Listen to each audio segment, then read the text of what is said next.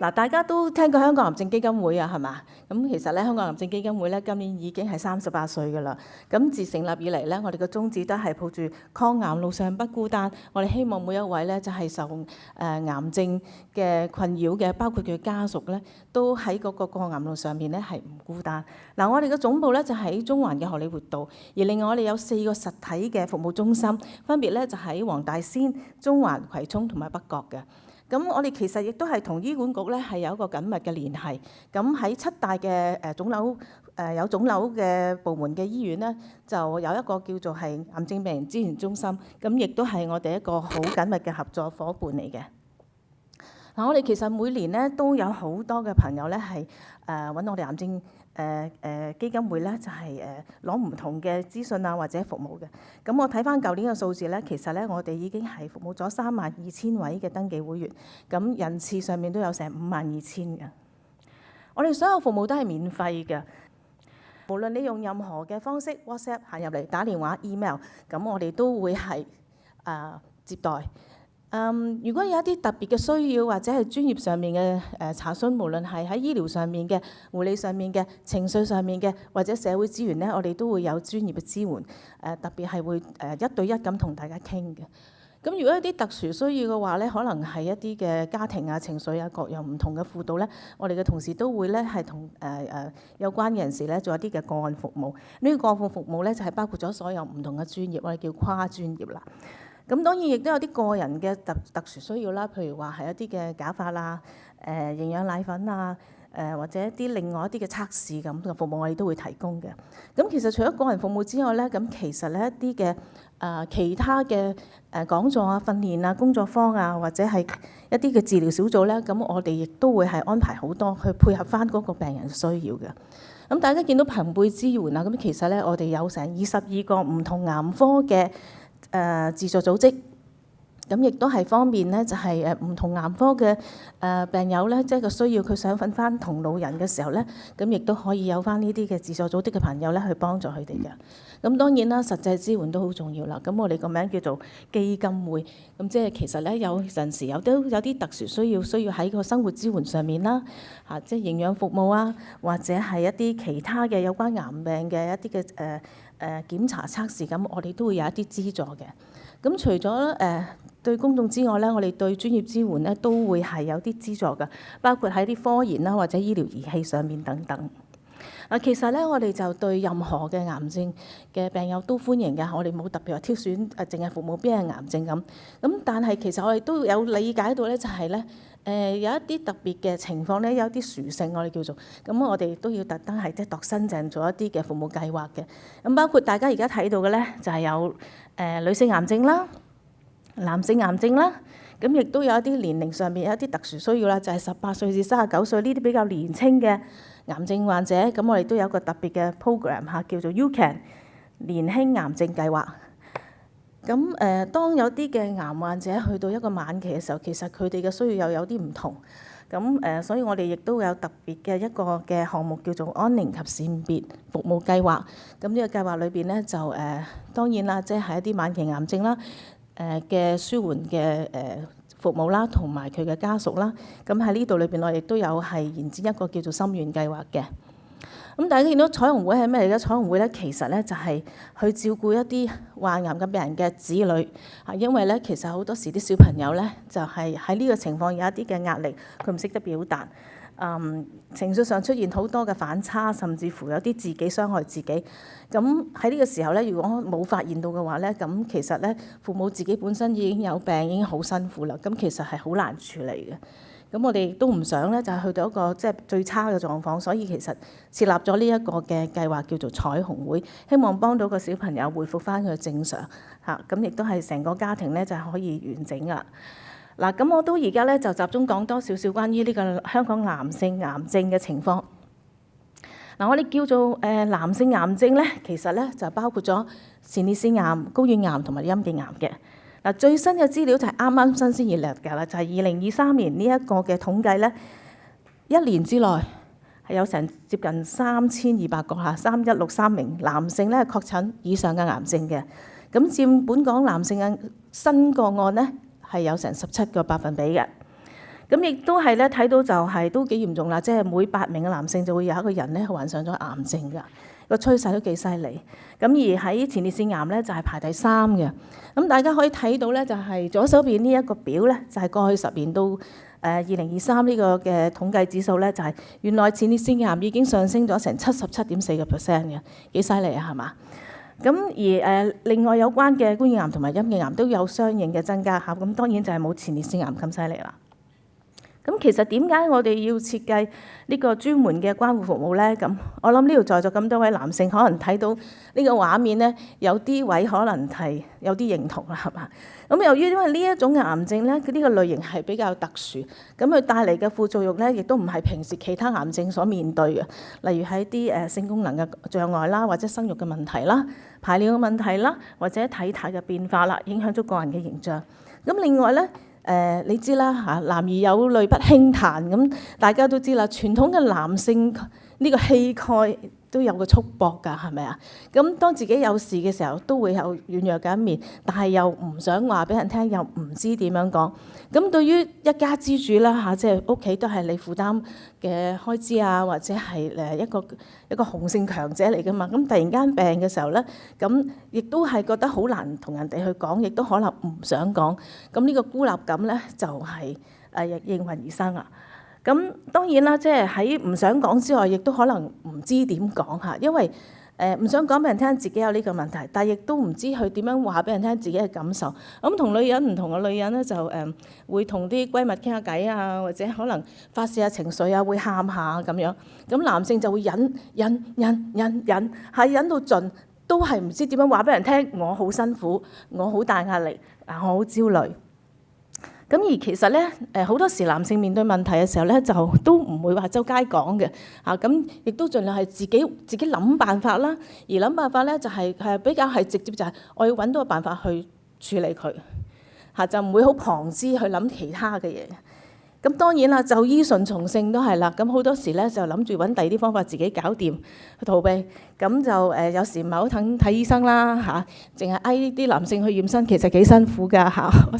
即係屋企有人笑啦嚇，屋企嘅無論長者又好，後生嘅男性咧都係好辛苦先勸到佢驗身嘅嚇。咁驗咗身發現有問題嘅時候咧，話去覆診咧又唔係好遠咁樣啦嚇。咁當然啦，即係有關呢個男性嘅癌症嘅服務咧，喺香港即係我都幾大膽講下啦，暫時喺社區上面咧係冇乜嘅嚇。咁所以咧就我哋就係決定咧係設計呢一個男性癌症嘅關顧服務。其實我哋好早年都已經係有前列腺嘅癌症服務㗎啦。咁積聚咗好成10幾年嘅經驗，加埋我哋有一班團隊都係專業嘅同事啦。咁啊參考咗好多嘅資料啦，所以咧就係設計咗呢個服務嘅。咁以實證為本。咁呢一個嘅服務主要就係針對性翻頭先我所指嘅相關嘅男性癌症嘅患者同埋佢嘅屋企人，咁就分開生理、心理同埋社交3方面嘅。咁生理當然係包括咗啲癌症知識啦、復康嘅資訊啦、有關嘅體能活動訓練等等。而心理咧就係有一啲心理教育啊、適應啊，同埋一啲嘅壓力管理。而社交咧就都好重要嘅，陣間我會講多少少嚇。咁就係有好多嘅朋輩支援嘅分享啦，同埋同屋企人嘅關係、朋友嘅關係啊、親密嘅聯繫嘅。咁我哋成日都講跨專業、家庭為本、個案服務，好似好專業咁呢啲字眼。其實咧我都覺得好難一口咁講晒點解，所以我就索性用一個個案同大家分享嘅。嗱，韋豪咧，佢係32歲嘅時候咧就確診咗睾丸癌，係一個裝修工人。咁有一日咧，當佢咧就確診咗之後咧，佢心煩意亂，咁然之後就揾我哋求助啦。咁佢話：我知道咗做切除手術之後咧，我好擔心啦，我手術有冇後遺症啦？咁個手術後之後我又唔知會點啦，係咪好痛啦？我真係食唔安，瞓唔落啦。咁於是乎咧，我哋嘅社工咧就係即時幫佢做一個個案管理，去協助佢睇下個壓力嘅情況係點樣啦，同埋佢所有嘅問題，從而就係幫助佢接納自己呢個病患先嚇。咁而護士同事咧，亦都係透過即係輔導呢位阿韋豪有乜嘢嘅醫療上面嘅查詢啦，嚇點樣決定個治療方案啦，同埋咧就係手術上面啊或者護理上面注意嘅事項啦。咁喺治療期嘅時候咧，咁就啱啱做完手術啦。咁做完手術之後咧，1個月咧，佢就同我哋講啦，我做完手術1個月以為冇嘢啦，原來我知道仲要接受化療。我已經咧個身體好難負荷，已經好辛苦啦。我又冇咗個工作同收入，咁經濟都好困難。咁屋企仲有個6歲嘅細路仔，太太又要照顧佢，我唔知點算好。咁喺呢個時候咧，咁社工同事咧就即刻咧就係見一見其他屋企人啦，了解屋企因為嘅阿偉豪有病，就嗰個嘅處境，咁應該點樣幫佢哋一齊適應啦，同埋提供嗰個情緒輔導支援啦。咁當然因為經濟雖然有困難咧，咁我哋亦都協助阿偉豪咧申請我哋會嘅緊急援助基金嘅。咁護士咧亦都有咧幫助偉雄咧就講解化療前後嘅準備事項同埋護理，咁等佢咧容易面對同埋知道點樣嚇，即係掌握到真正嘅知識去過渡。咁我哋仲有營養師嘅喺呢個團隊裏邊嚇，營養師咧就會咧係同阿偉豪咧講解咧就關化療時候嘅營養嘅需要啦。因為有時如果佢體重不足嘅時候咧，就唔能夠繼續化療㗎。咁當然亦都有提供咧，我哋好多啲同癌症需要補充品啊、營養奶啊，咁去補充住佢嗰個身體嘅需要啦。咁當完成咗化療之後咧，咁佢仲有一啲嘢佢又有擔憂啦。佢話治療咗之後咧，我好驚復發，又發覺個仔咧情緒咧就有啲異常，成日無端端咧就大哭大叫。我又冇咗個經濟，咁我好想揾工，但係都唔知點算好嚇，咁而家咧真係個情緒壓力爆煲啦。咁於是乎社工咧就發覺，咦係喎，佢個情緒嗰個壓力指數好高。咁於是乎就轉介咗俾我哋嘅臨床心理學家啦，咁協助偉豪處理佢對復發嘅恐懼。咁與此同時，亦都係咧引導偉豪同佢嘅太太咧帶佢嘅仔嚟咧參加我哋嘅頭先我講咗啦彩虹會個活動。咁啊當中裏邊我哋有藝術治療師嘅，咁亦都可以咧就係透過群體嘅親子活動或者係單對單對住小朋友呢一個嘅輔導服務咧，去幫助小朋友去減低壓力，即係重回翻去嗰個正常生活嘅。咁呢一個個案管理咧，都係有一段時間啦。咁我哋睇翻啦，咁即係近期咧，即係其實佢已經復康咗3年啦，咁就冇復發喎。咁而且亦都喺公餘嘅時候咧，就係每逢星期六都有去參加我哋嘅彩虹會嘅活動啦。同埋佢本身都係一個年輕嘅癌症患者，咁所以亦都有參加我哋另外一個年輕癌症患者嗰個嘅計劃嘅服務啦。咁有關我哋呢個服務嗰個嘅形式，大家頭先睇到啦，生理、心理同埋社交嘛，係咪？咁喺生理上面啊，我哋集中就喺個癌症知識、復康資訊同埋復康運動嘅。咁大家睇到啦，一定有好多唔同講座啦，亦都我哋邀請到專家，好似陣間大家會見到何立賢醫生咁啦嚇。咁有關治療啦、選擇啊、醫患溝通等等。咁嗱，仲有一樣嘢好重要嘅就係做運動啦嚇，咁所以我哋好即係我哋好對於術後嗰個復康運動係好注重嘅。除咗我哋邀請物理治療師去做一啲嘅復康嘅運動之外咧，咁亦都會俾一啲比較輕巧啲嘅伸展活動啦、遠足啦，甚至乎打功夫嚇、詠春嚇。咁詠春其實咧我哋都搞咗好多年咯，其實都好受朋友仔歡迎啊。咁強身健體之餘咧，亦都可以提升翻嗰個身體機能嘅。咁心理方面咧，我哋亦都係搞咗好多啲適應小組啦、壓力管理小組啦。咁我哋都唔係得個講字，有時用一啲嘅或者係活動上嘅嘢，令大家可以真正去減輕壓力同埋舒緩咁。好似呢一個男士靜心茶座小組咁樣。咁當然啦，有一啲比較深層次啲壓力真係好大，亦都唔係靠講嘢就得嘅。咁我哋都有啲藝術治療小組啦，同埋身心靈嘅健康活動。至於社交方面咧，咁你頭先大家都睇到，或者在座有啲男士都認同，我都唔係好中意同陌生人傾偈嘅，叫我都唔出門口啊。咁同埋就呢啲咩活動嚟㗎？有咩意思啊？咁所以咧，我哋就特登去諗下邊一啲活動可以吸引到男士參與，令到佢真係肯行出嚟參加咯。咁增強咗社交之外咧，咁個人都開心啲啦，係咪？亦都透過咗學習新嘅靈啦，就係可以提升自信嘅。咁大家睇到啦，有一個叫魔術學堂啊，啲男士咧就學魔術，咁有啲就係話我未試過，咁大年紀都未試過玩魔術，咁終於咧就可以體驗到，然之後喺裏邊尋到快樂之後，成功亦都有自信，亦都係揾到班朋友仔可以傾訴心事。咁仲有最近新好流行嘅我哋呢個 program 咧，叫做男士好聲音。我唔知在座有冇男士好聲音嘅朋友喺度。咁咧就亦都係透過呢一種嘅即係羣體啊，即係啲活動啦，咁唱歌仔人人都識噶嘛嚇，咁亦都可以咧就係增強咗個社交同自信啦。